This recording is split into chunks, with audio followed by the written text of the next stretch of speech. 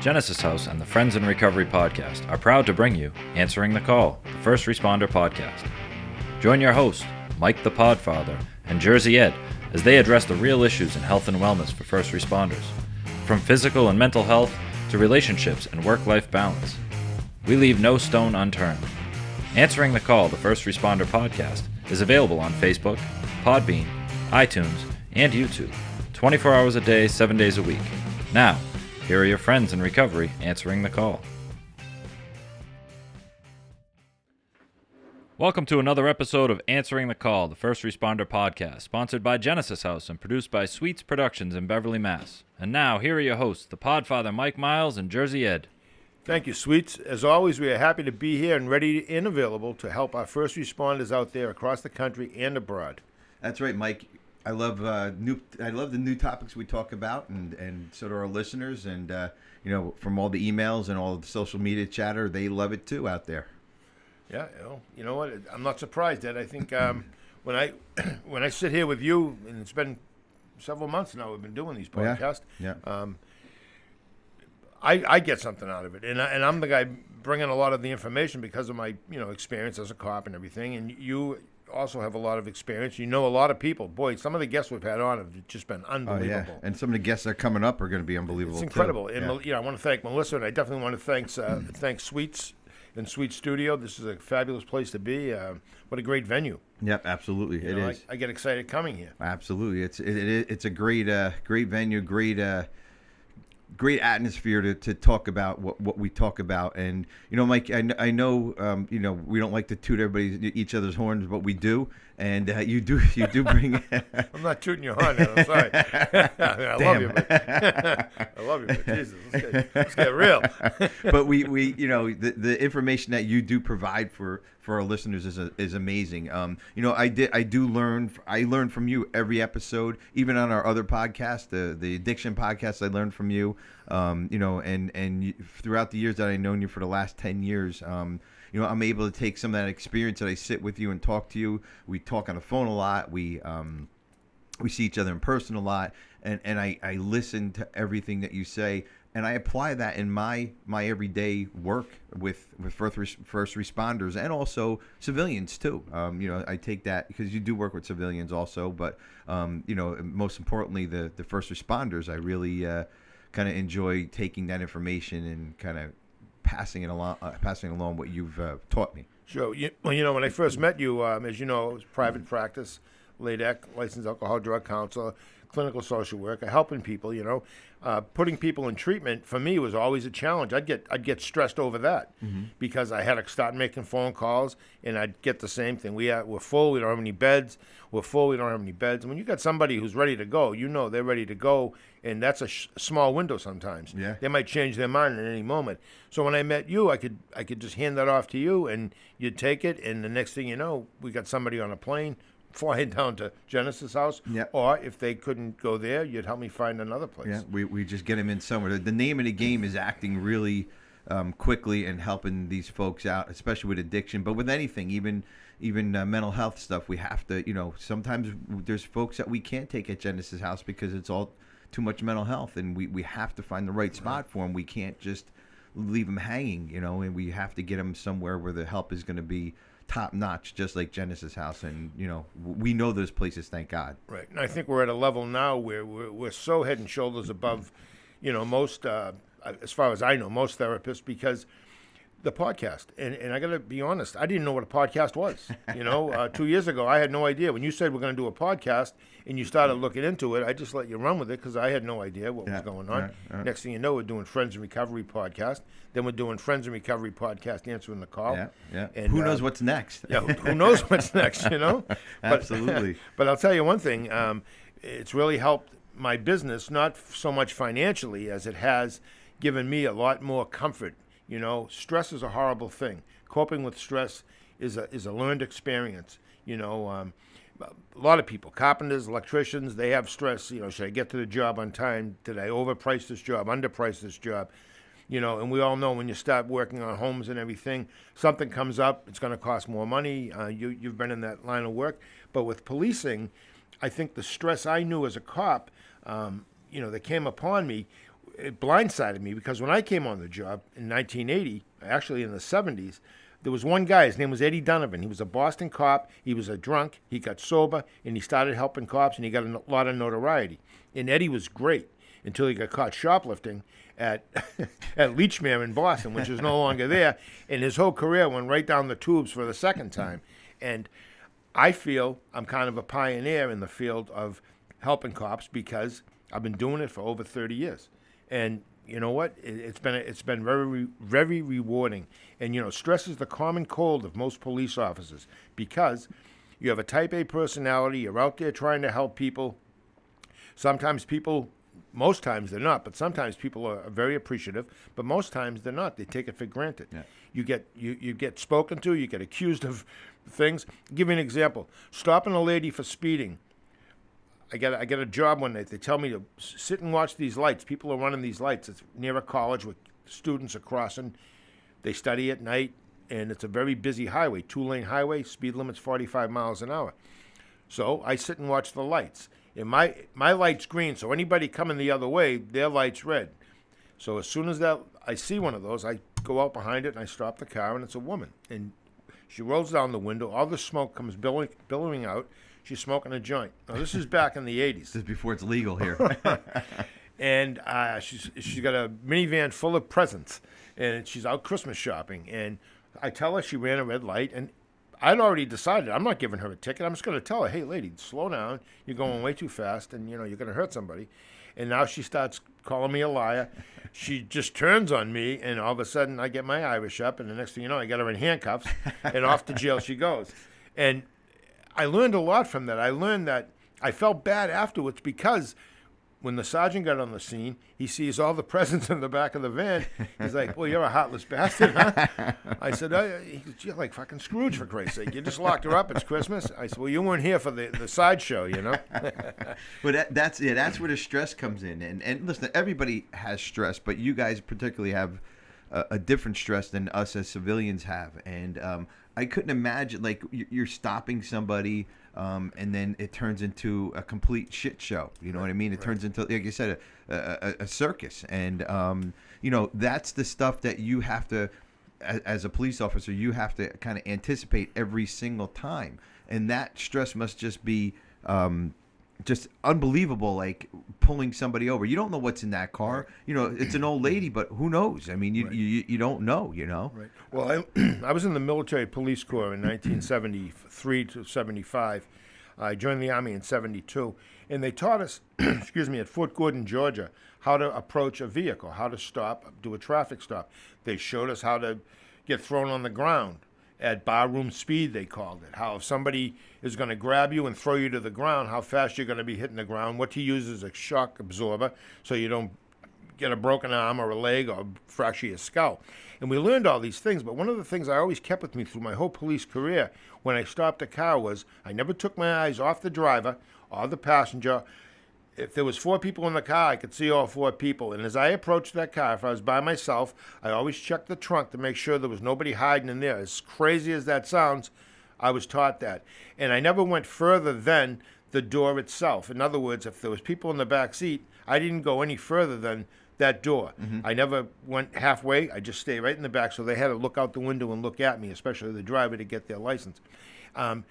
Many times people complied. They might have been surprised why I was standing way back here and having them hang out the window to hand me their license. But I didn't have to explain to them. But I can honestly tell you there was a time when we stopped the car, guy jumped out with an ice pick and started swinging at us. Jesus. Now, we could have shot him. Yeah. We didn't have stun guns then. We didn't have pepper spray. We had a club and a gun. That's all we had. I clubbed him. I would have been justified in shooting him because he was swinging an ice pick at me. He could have killed me at any moment.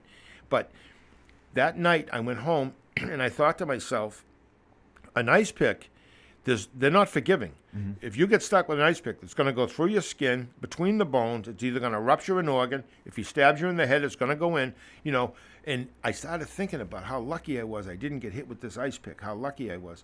But no one said to me, you might be stressed. You might have some PTSD. You might be worried about this. Nowadays, when you teach an academy, when there is an academy, they're taught about stress. They're taught about what to do with it. You know, whether they call their EAP or not, whether they go see somebody about it, it's up to them. But That's just how it was. And I feel like I've been fortunate enough to watch the renaissance, to watch the progression of assistance for cops and firemen and correctional officers. I was a correctional officer, and just EMS in general. You know, there is a lot of hope for them out there, like some of the guests we've had on here. Yeah, absolutely. And you know, stress is like you always say, it's the police officer's common cold, and you know, but you guys get a common cold every day. You know, if you want to talk about stress as being a common cold, you know, we have then on top of that, you got to go home and deal with the stress of the bills, the stress of the family life, the stress of maybe a sick kid or a family member or whatever the case may be. So on top of all that, that stress that you have to go home and deal with all that stuff. What's some of the coping mechanisms that you deal with as far as trying to keep all that in check and not becoming a fucking maniac? Well, years ago there was an author. His name was Joseph Wambaugh, and Joseph Wambaugh was a Los Angeles police officer. And back in the day when I was in the Army, 18, 19 years old, I read a lot of books. I read a lot because I had a lot of downtime. And some of the books I read were The Onion Field, The New Centurions, all written by Joseph Wambaugh, The Glitter Dome. I mean, he wrote tons of books, probably 10 or 12, maybe more.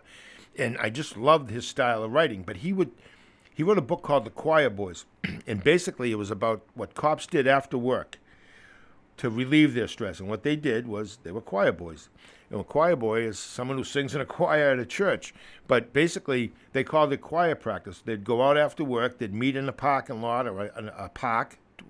They get out of work at 12 at night. They'd be in a park somewhere in Los Angeles, and they'd bring cases of beer, and they'd drink, and they'd do crazy stuff. Well, I did that. I did all that crazy stuff with cops back in the early 80s, and it was a great time. You know, it was fun. You couldn't wait to get out of work. And during your working shift, you'd get beer, you'd get ice. Sometimes we'd get beer from kids in a field drinking, would scare them off.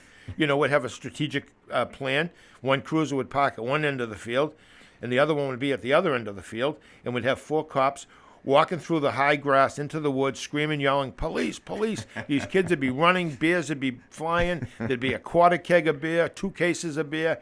And we'd say, "Get out of here, we're going to take you to jail." And then we'd be loading all their beer into our car. And we'd laugh all the way back to the place where we'd be meeting. I experienced that Of course personally. Of course I thanks, Mike.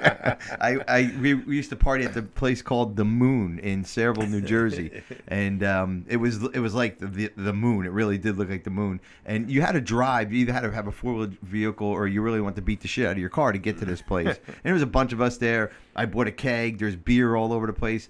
And all of a sudden, these fucking cops come out of nowhere, man. And we're like, holy shit. We all left everything. And, you know, we're way in the back, you know, kind of like, because we couldn't get out because we knew the cops were there waiting for us.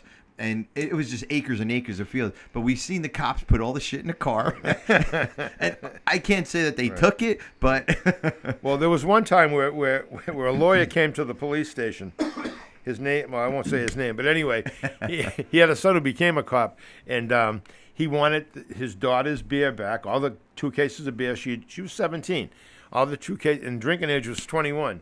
And he said he was going to make a formal complaint if we didn't return the beer. Well, we didn't because we turned it in as evidence, and, you know, we kind of one-upped him because now, you know, he's almost admitting it was his daughter's beer, but we have it and we kept it as evidence. Luckily, nobody cracked any of that, and we gave it back to. It went into the evidence room, and from there, who knows where it went. But we were always very friendly with the liquor store owners because a lot of them would do a great business, and we would drive them to the bank at night with their night's deposit.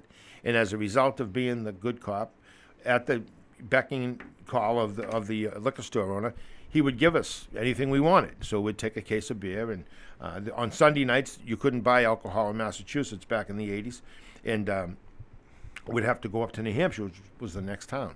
So we'd always get somebody to throw on a jacket, grab their POV, privately owned vehicle, drive to New Hampshire, get 3 or 4 cases of beer, we'd order pizza, and we'd have these parties. We'd 4 or 5 cruisers would be parked under a bridge. Nobody would come down there because they see all the cop cars. They thought there was a murder. And we'd be lighting off fireworks. We'd have target shot practice. We used to shoot at water rats. I mean, these were days when on a Sunday you never called in sick because you knew Sunday night about 9 o'clock when it got dark you were going to have a heck of a time, so you go to work. You never miss work. Yeah. Listen, you have to have fun and stress relief in what you do. It's a little different now, I'm guessing. Oh, it's a lot different They now. can't do that, and No. and understandably so. It's Sure. This is you guys have to be on your game now because the game has changed considerably compared to even when I was out there doing what I was doing. It's just a completely, you have to be top notch now, and that's one of the stress reliefs that you look forward to. Right. A hard week's worth of work, Right. and here you had to do that now. Now, being in recovery, how do you do this now? How do you stress relief now? I got sober in '86. I retired in 2015. So I spent a lot of years as a police officer without any type of substance use or abuse. And what I found back then was exercise was big part of my life. I used to go running, bike riding, take my daughter in a stroller with those 3-wheel Jerry strollers, they called them. I'd run and everything. I ate a little healthier back then, but I always found talking and humor. I love humor. I listened to comedies, CDs back in the day. The 8-tracks and cassettes. I always loved Richard Pryor, Rodney Dangerfield. I mean, I can go on and on. But I love humor, funny movies. I won't watch a movie that has gore in it, rape, robbery, murder, torture. I can't watch that stuff because I want to jump on the screen. It just upsets me. I can't do it. But comedy was it for me. And it's funny because I have 3 children. My oldest daughter, she's so funny. Like, she'll tell me, Dad, guess what was just on? Christmas Vacation. Dad, Caddyshack was just on. Dad, and so because she grew up watching me watch all these funny movies.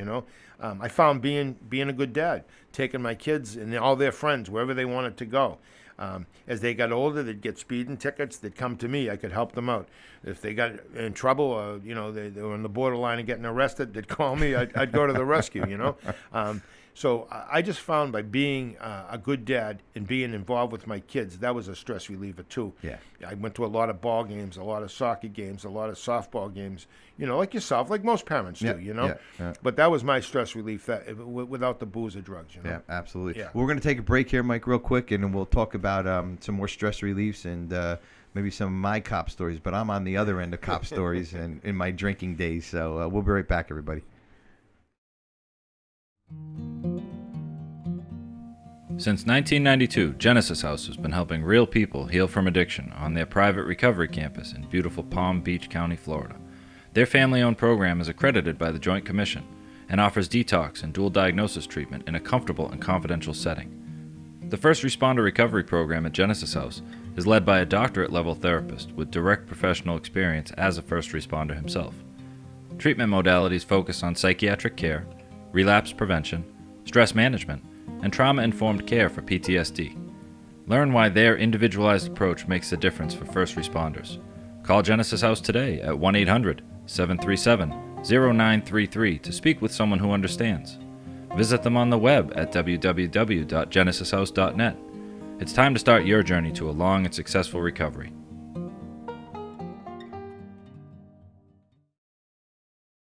Hey, welcome back, everybody. Back to Friends in Recovery podcast, answering the call. I'm the Podfather. And I'm Jersey Ed. And we were talking about stress relief for police officers and, firemen, corrections. I was a correctional officer, too, and we used to, I worked at the Barica House of Correction, 4 to 12 shift, and we'd get out of work. We used to go to this bar called the Red Pines, and the guy would cash our checks. Back then, we made $198 a week, and Tony would cash our checks on a Thursday night. And, you have a pocket full of cash, and, you'd pound on a few beers, and then you'd go out to the local clubs till they closed at 2. Being a young single guy, 21 years old, it was a great job. You had a uniform, a badge, a little bit of authority. And, I worked with some men and women, mostly men back then, that turned out to be very close friends who went on to become chiefs of police. And some of them became therapists like myself. Some of them became teachers. It was like a stopping job. Like, you got the job as a correctional officer, but you didn't stay there till the end. Because what I found out years later, and what I've seen over the years, is most correctional officers don't live a long life. Mm-hmm. Most cops don't live a long life because of the internal stress of a job. Average life expectancy of a white male is about 79. Used to be 80, but with the opiate epidemic. Yeah, it's come down considerably. So it's about 79 now. Yeah. You lose 20 years of your life. Yeah. But you don't think of that as a young guy, running up and down alleyways, chasing people, being shot at, being attacked, working at a nightclub, and all of a sudden you're in a fight and you got your jaw broken or your arm broken. Yeah. You're in the hospital in uniform, getting stitched up. And you don't look at yourself as a hero or anything. You're just as part of the job, Yeah. So I can tell you stories from the other end of things. When you guys were chasing me and my pocket. I always say a pocket full of cocaine. I really never had a fucking pocket full of cocaine. It was always in my system somewhere. I always say a pocket full of cocaine. You guys would never catch me with cocaine. So, but it does get crazy on that end of things. And I know this is not a recovery show, but this is what we're good at: recovery and kind of relaxing and kind of figuring out what to do here in life as a first responder, as you guys as a first responder. But you guys put a lot of stress on me. Sweets, what was it that you said the one time about they were responding to you, or what was that little saying you had? Well, just that the first responder spent a lot of time responding to That's me. it. Well, excuse me. I grew up in the city of Lowell. I joined the Army right out of high school, and when I came back, I had my fair share of trouble myself as a kid. But when I became a cop, my friends were like, "What?" They'd see me in a cruiser, they couldn't believe it. I couldn't believe it. Yeah, but one thing, cops are people too. Right. Firefighters are people too. You guys have that other side, that Right. we as the public, we see you as just a cop. And I remember seeing, if I ever seen a cop in a bar, I'm like, oh my God, they can do that? Like they're allowed to be here? And and it always fascinated me when there was a cop in the bar. It scared me too, but I don't think you were looking for me when you guys were trying to have a good time. You leave that to the guys on duty, I guess. So. Well, I can tell you, some of the funniest things I've ever seen has been in uniform, and some of the characters you meet over the years. You meet, every city and town has a few characters, you know what I mean? We in Lowell had Depot Annie, an elderly woman, probably had a little bit of dementia, would walk around. The folklore story was she was waiting for her boyfriend to come back from the war, from the train station. She hung around the depot. Who knows if that was true?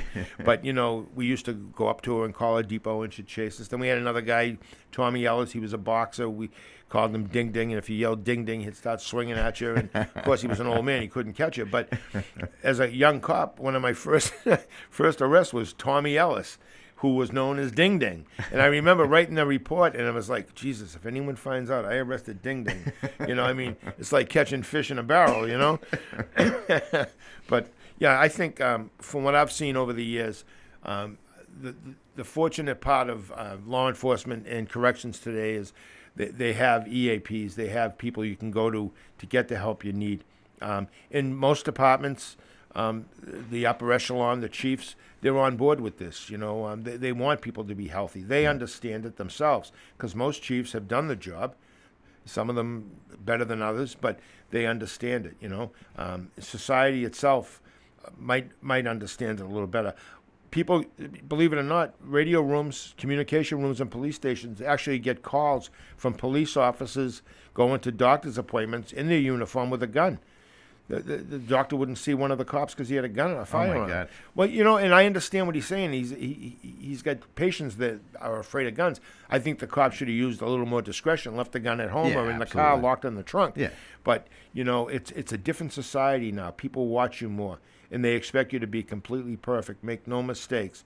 I've been to some horrific car accidents where people have died, and if it doesn't affect you, then you're not human. Yeah, exactly. Yeah, and that stress, that internal stress that you get from that, you have to learn to deal with. Absolutely. You can't just swallow it. Yeah. I'm going to ask you a question here, and you have to think back to your younger days. I would love to be in a cop car when you call something in or a call goes out to you.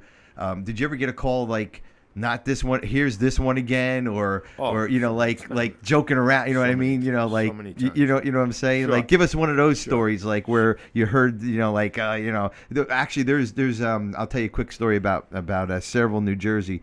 I went to a Catholic school called Our Lady of Victories, and right around the corner from the church, this woman lived, and she dressed up in a white veil, a white dress, and she was an older woman, and we called her the I forgot what they call her, Mary, the Virgin Mary or something. And she would go down because she would live right around the corner. She would walk down on Sundays and talk to the police officers that would direct traffic across the way. She really didn't harm anybody, but people got a little nervous. You seen some lady walking around in a white dress with a veil on and rosary beads. You get a little nervous. So I'm guessing that you heard calls like that over the radio and people saying this one again or Well, we had this call for loud music one time when I first come on, and I was with this police officer who became a deputy and then became a lawyer and retired as a lawyer, and he's still in practice. And he was a little he had a chip on his shoulder. Let's just say that.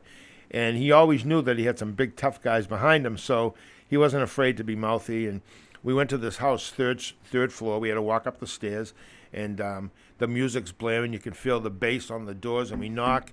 And, of course, it's, come in, and there's a big fat guy sitting in a recliner. He's got some empty beer cans, smoking Pall Malls, and he's got on, he's got on Queen or somebody. The whole place is just rocking and rolling. And Dennis went over, and the cop, and he turned the stereo down. He said, listen, we don't want to come back. I was here last night. I'm here tonight. If I come back at tonight, that fucking stereo's going out the window. So we left, and about a half hour later, we got a call back to Chestnut Street for the same thing. This time it's louder. We can hear it from outside. So we walk up the stairs. Dennis doesn't knock this time. He opens the door. He goes over and he picks up back in the day again, it was an amplifier with wires that went to two speakers and a turntable. Big, huge speakers, right? Yeah, and a turntable on top. And he picked up the receiver, the turntable, and threw it through a window, right through the window, and I'm in friggin' awe. I'm like, whoa, he really can throw stuff. It did go out the window. And the fat guy sitting there said, what are you, shitting me? Dennis goes, if we come back here, you're next. And the guy just put his head down. And I thought, you know what, he's not shitting either. That's a guy you don't cross boundaries with, I guess. I couldn't wait to get out of work and tell my fellow officers, hey, you wouldn't believe what happened. He threw the goddamn radio out the window. And Sweets, I'm sure you had radios thrown out your windows in your day too, right? Oh yeah, definitely. What's your favorite cop story from the other side? On the receiving end, I mean, man, there's countless stories actually. My addiction took me down quite a dark road there, but listening to the two of you talk, and I mean, I never on the receiving end, I never thought about how they were walking into me and what they thought was going on. I always thought they were overreacting. I always thought they were taking things a little too seriously, but they didn't know me. And I mean, if you looked at my history or my criminal record and you pulled my name up and you pulled me over, I mean, it was warranted. I'll give you one story. I was actually right down the street here, and I got pulled over, and I had my old 1984 Ford LTD with my MTX Thunders in the trunk. Nice. And it was just booming down the street at about 2 a.m. and doing my regular drug-related activities. And I had a little pocket knife on me, nothing crazy. And I got pulled over, and apparently I had been in the Lawrence Farm. Prior to that pullover, and apparently when they pulled up my name, it said I was still incarcerated. Oh, Jesus. And so they thought I was escaped, first of all, and I was driving without a license, and so they pulled me over, and he just came over real casual like. With his gun drawn to my window. Casual with a gun. Casual with his gun drawn. And, 2 or 3 cruisers pulled up, and I was like, I knew I was driving without a license. I knew I had drugs on me, but I was like, what are you guys doing? I said, this is a traffic stop. And it turns out that, they were responding appropriately. Yeah. They were responding according to the report that they got and the insight that they had about the situation. And so as much as on the receiving end, I was like, you guys are nuts. I couldn't imagine the fear that they must have been going through or, what they saw. And so it was quite an evening. And things turned out in my favor, actually, and I was able to walk away from that. But that was my receiving end story. See, now Sweets is an honest man, and he actually gives credit to the cops for he understood. He didn't feel like they overreacted. He understood the situation. Well, but when when you guys are after, us in our addiction days, we, all I wanted to do was get high. I didn't want to hurt anybody. I didn't want to do anything else except get high and drunk and just have fun. That's all. But you guys don't know that, coming into the situation, it's different. it's definitely, a different end of things. So when we're doing our partying and you come bust us, it's like, whoa, Jesus Christ, I'm nobody. I have, you could take me down just by blowing on me to how I'm so fucked up right now. So I got one more story. This is a good one. I'm at a red light one night. There's a car in front of me, and I'm with another cop, and the light turns green, and the guy in front of me doesn't go anywhere. And this was before cell phone, so he wasn't on his cell phone. So I gave it a good couple of seconds anyway, and then I hit the horn, just beep, beep, and a hand came out the window, and it went like this, the thumb and the middle finger. And I said, oh, yeah, you fucking asshole.